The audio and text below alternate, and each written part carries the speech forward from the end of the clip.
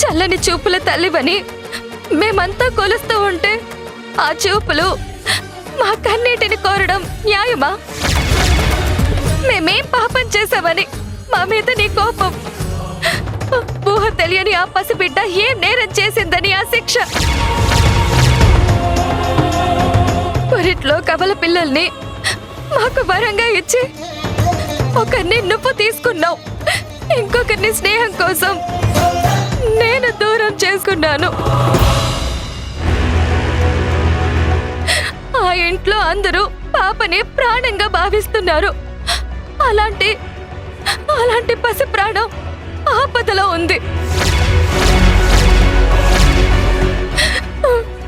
కాపాడాల్సిన బాధ్యత నీ ఒక్కదానికే ఉంది.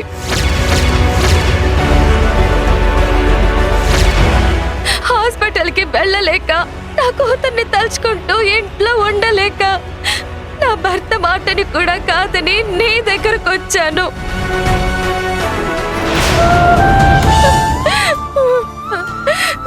నువ్వే దిక్కని నమ్ముతున్నాను. మా మీద దయ చూపు తల్లి. నా ఆయుష్ కూడా పోసుకుని నా బిడ్డ నిండు నూరేళ్ళు క్షేమంగా ఉండాలి. మమ్మల్ని కరుణించు తల్లి.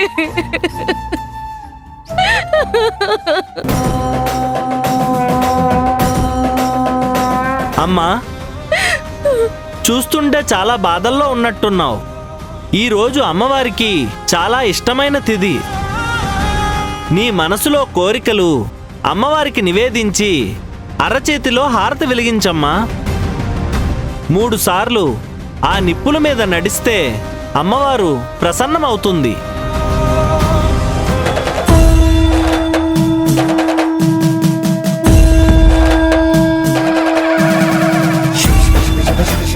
నువ్వు కోరిన కోరిక ఖచ్చితంగా తీరుతుంది.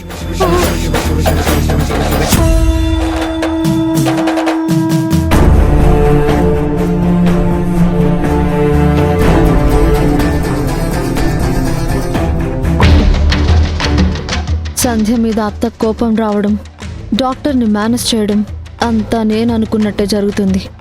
పాప సేఫ్గా బయటపడితే మొత్తం ప్రాబ్లం క్లియర్ అయినట్టే.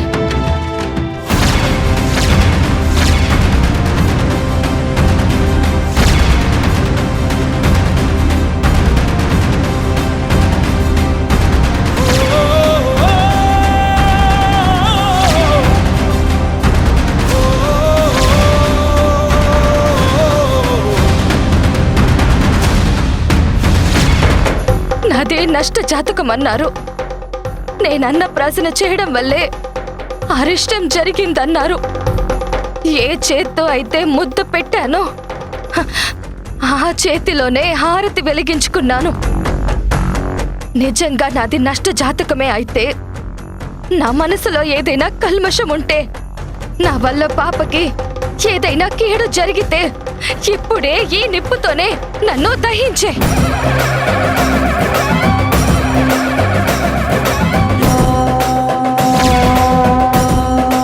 నీ కోపాన్ని నా మీద చూపించి నన్ను నిలువున బూడిద చెయ్.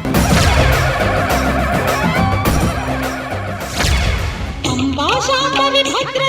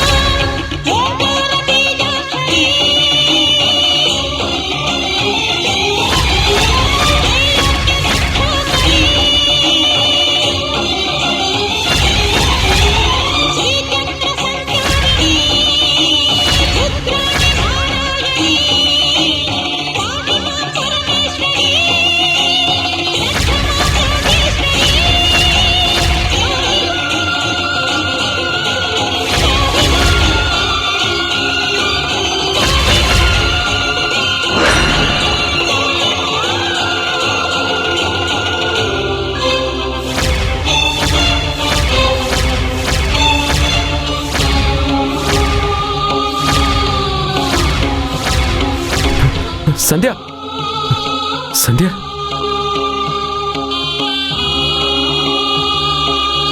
సంధ్య సంధ్య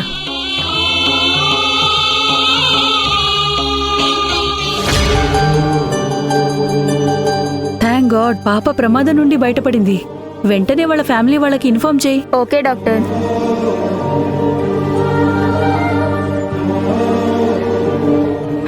సిస్టర్, పాపకి స్పృహ వచ్చింది, మీరు వెళ్ళి చూడొచ్చు.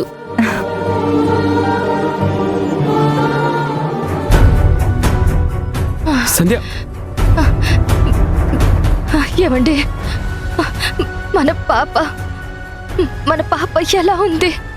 మన పాప కాదు, వింధ్య వాళ్ళ పాప. కాదండి, అదే మన పాపే. వింధ్య దగ్గర పెరుగుతున్న మన పాప సంతోషంగా ఉండాలండి. దానికోసం ప్రాణాలు ఇవ్వడానికైనా నేను సిద్ధంగా ఉన్నాను.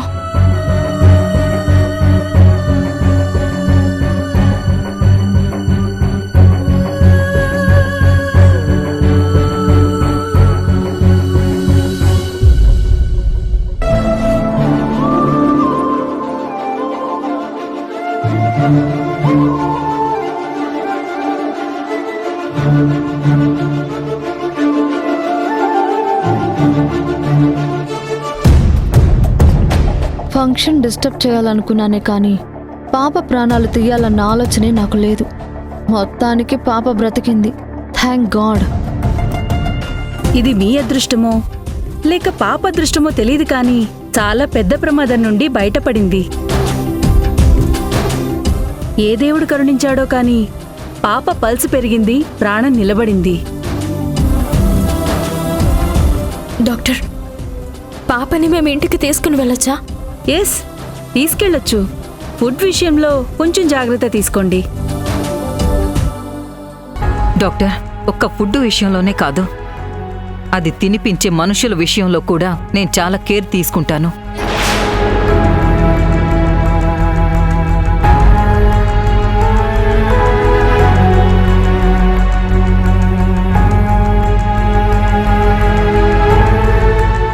డాక్టర్, చెప్పండి. మీరేదో నిజం దాస్తున్నారనిపిస్తుంది. అసలు పాపకేం జరిగింది? మీ దగ్గరికి మౌనిక వచ్చి ఏం మాట్లాడింది? మౌనికానా? అదే, మీ రూమ్కొచ్చి పర్సనల్గా మాట్లాడింది కదా, ఆ అమ్మాయి. ఓ, ఆ అమ్మాయా? పాపని సేవ్ చేయమని రిక్వెస్ట్ చేసింది. నేను నమ్మను డాక్టర్. దయచేసి నిజం ఏంటో చెప్పండి. నువ్వు నమ్మినా నమ్మకపోయినా ఇదే నిజం.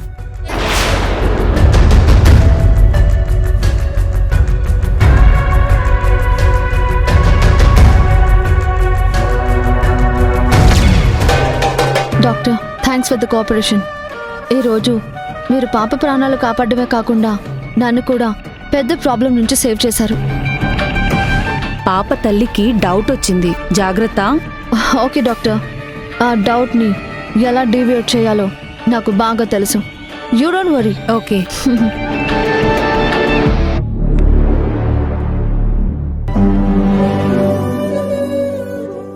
అమ్మా, నువ్వే ఈ పాప రూపంలో పుట్టావని మేము నమ్ముతాము.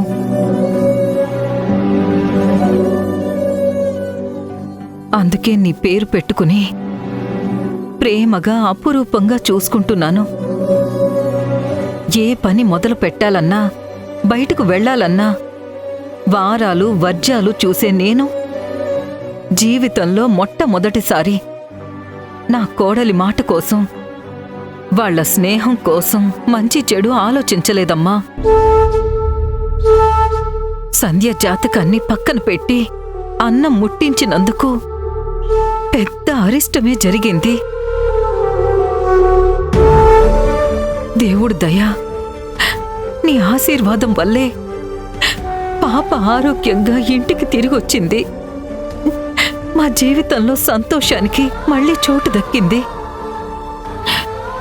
అమ్మా, ఇప్పుడే నీకు మాటిస్తున్నాను, జీవితంలో ఇలాంటి పొరపాటు ఇంకెప్పుడు జరగదు. ఈ పాప రూపంలో ఉన్న నీకు ఏ చిన్న హాని కలగకుండా చూసుకుంటానమ్మా. అమ్మా, నువ్వు అనవసరంగా టెన్షన్ పడుతున్నావు. ఇప్పుడు కూడా ఏ హాని జరగలేదు కదమ్మా. ఏంట్రా అనవసరం? పాప స్పృహ కోల్పోయినప్పటి నుండి డాక్టర్ క్షేమంగా ఉంది అని చెప్పేంత వరకు నేనెంత టెన్షన్ పడ్డానో నువ్వు మర్చిపోయావా? కాదంటం లేదమ్మా, కానీ నీ మాటలు వింటుంటే సంధ్య గారు కావాలని ఇదంతా చేసినట్టుగా ఉన్నాయి. కావాలని చేసిందో ఆ జాతకమే అంతో నాకు తెలీదు. కానీ నష్టం జరిగింది మాత్రం నా మనవరాలికే.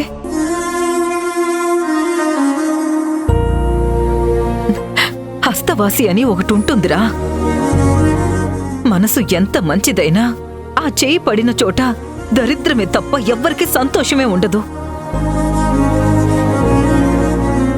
అత్తయ్య, అంటే నువ్వు చెప్పేదేంటి? రేపటి నుండి సంధ్యని ఇంటికి రావద్దంటున్నారా?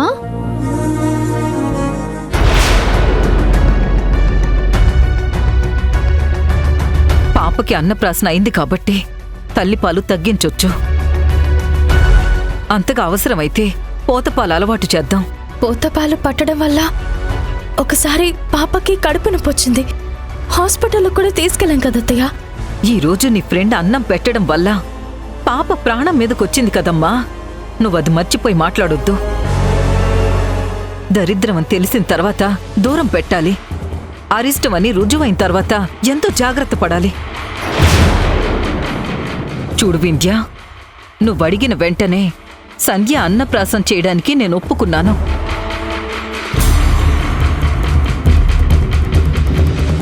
అప్పుడే ఇదే మొదటిసారి ఆఖరిసారి అని కూడా చెప్పాను.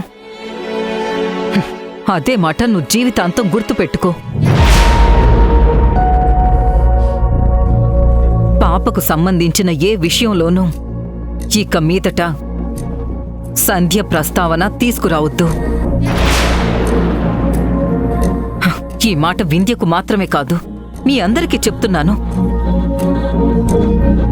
రుణము కృతజ్ఞత అంటూ ఏవేవో మాటలు చెప్పి మీరంతా నన్ను ఒప్పించారు. ఒకవేళ జరగరాందేదైనా జరుగుంటే కూర్చుని ఏడవడం తప్ప మనము ఏమీ చెయ్యలేము. ఇంకెప్పుడు పాప విషయంలో నేను ఒక మాట అంటే అదే ఫైనల్. నాకు సలహాలివ్వొద్దు, సూచనలు చెయ్యొద్దు.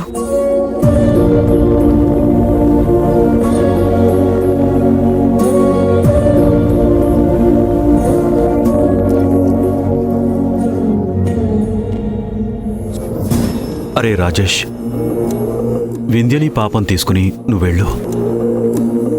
రా వింధ్య. ఏమండి, సంధ్య ఏ పాపం చేయలేదండి. అనుకోకుండా జరిగిన దానికి తన మీద నింద వేయడం, హాస్పిటల్లో తిట్టి పంపించేయడం చాలా పాపం అండి. వింధ్య, తప్పంతా మనదే. ఈ ఇంట్లో ఇలాంటిదేదో జరుగుతుందని సంధ్య అత్తగారు చెప్తూనే ఉన్నారు. కానీ నేనే ధైర్యం చెప్పి వాళ్ళని బ్రతిమాలి తీసుకొచ్చాను. ఇలా జరుగుతుందని నువ్వు మాత్రం కలగన్నావా బావా? నువ్వు నోర్ముయ్. హాస్పిటల్లో నువ్వన్న మాటలకి నీ చంప పగలగొట్టాల్సిందే. అత్తయ్య గారు ఉన్నారు కాబట్టి ఆగిపోయాను. అత్తయ్యకి లేనిపోని డౌట్లు క్రియేట్ చేసింది నువ్వు. తన కోపం పెరిగేలా చేసింది కూడా నువ్వే.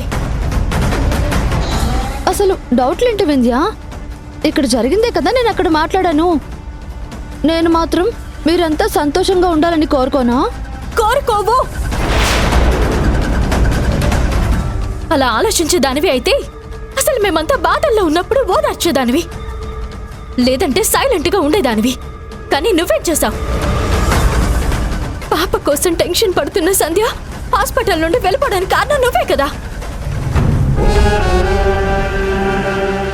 అప్పుడు ప్రాబ్లం క్రియేట్ చేసి ఇప్పుడు సింపతి చూపిస్తే మాత్రం నువ్వు చేసిన తప్పు నాకు తెలియదనుకోకు.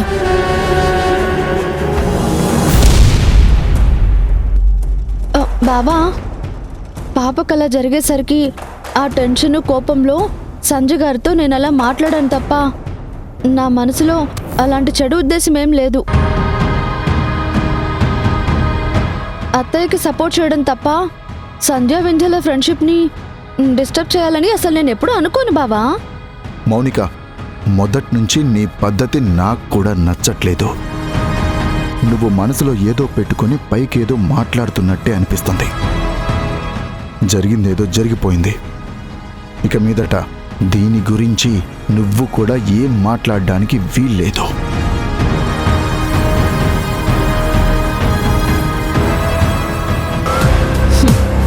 నాకు కావాల్సింది జరిగిన తర్వాత నేను ఇంకేం మాట్లాడతాను బావా.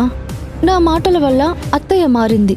సంధ్య మీద ఉన్న ఇంప్రెషన్ మొత్తం పోయి మళ్ళీ శత్రువైంది. అది చాలు నాకు.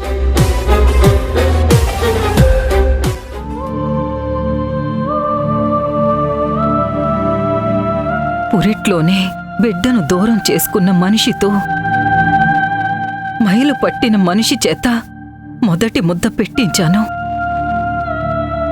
అందుకే మా అమ్మకి కీడు తగిలింది. అమ్మా వింధ్య, నీ బాధని నేను అర్థం చేసుకోగలనమ్మా. పాప ప్రాణగండం నుండి బయటపడినా సంధ్య మీద నింద మిగిలిపోయింది. నీ ఫ్రెండ్గా పాప మీద ప్రేమ చూపించడం పాపం అయిపోయిందమ్మా. సంధ్య వల్ల ఈ ఇంటికి మంచి జరిగింది, ఎంతో మార్పు వచ్చింది. అవన్నీ మర్చిపోయి హాస్పిటల్లో తనను అవమానించడం నిజంగా క్షమించరాని నేరమమ్మా. మావయ్య, నాకిప్పటికీ ఆ ప్రమాదం గురించి అనుమానంగానే ఉంది.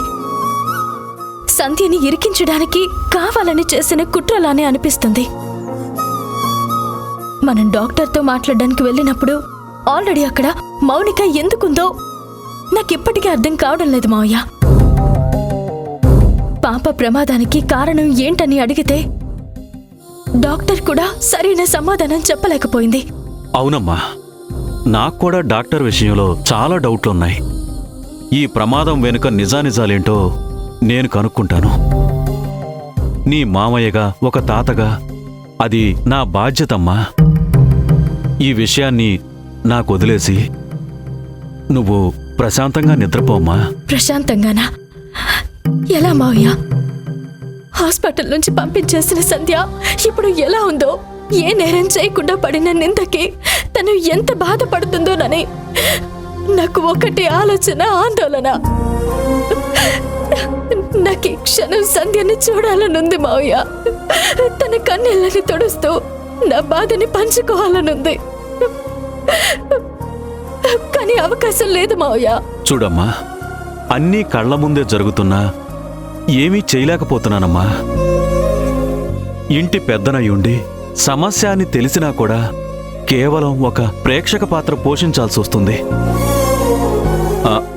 ఒకటి మాత్రం నిజమమ్మా, మీ స్నేహానికి దిష్టి తగిలింది. మీ అత్తయ్య పొగిడిన సంధ్య ఒక్క రోజులోనే శత్రువుగా మారిపోయింది. ఈ మార్పులకి కారణం ఎవ్వరైనా సరే నేను అడ్డుకుంటానమ్మా. మీ స్నేహాన్ని అభిమానించే వ్యక్తిగా ఇది నేను నీకిస్తున్న హామీ. నువ్వు ధైర్యంగా ఉండమ్మా.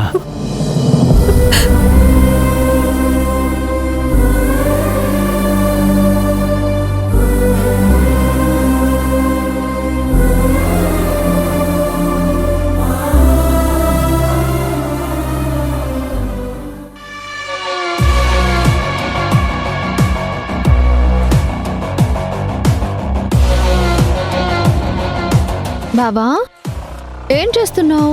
ఏం లేదు. నాకు తెలుసులే బావా, పాప హ్యాపీగా ఇంటికి వచ్చినా కూడా నీలో ఏదో టెన్షన్ నిద్రను దూరం చేస్తోంది. ఆ టెన్షన్ని తరిమి కొట్టే మందు నా దగ్గరుంది.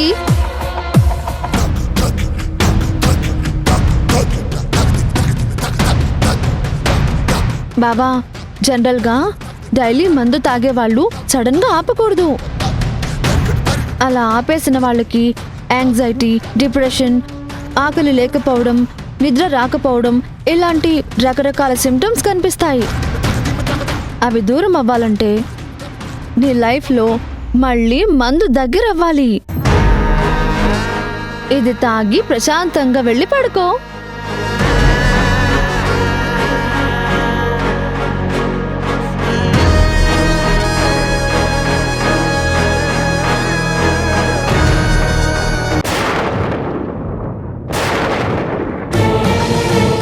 బిడ్డ ఎవరి బిడ్డ?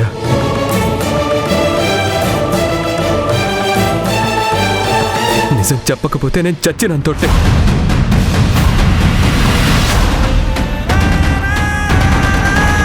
నా పైన ప్రమాణం చేసి చెప్తున్నాను, ఆ పాప నా పాపే.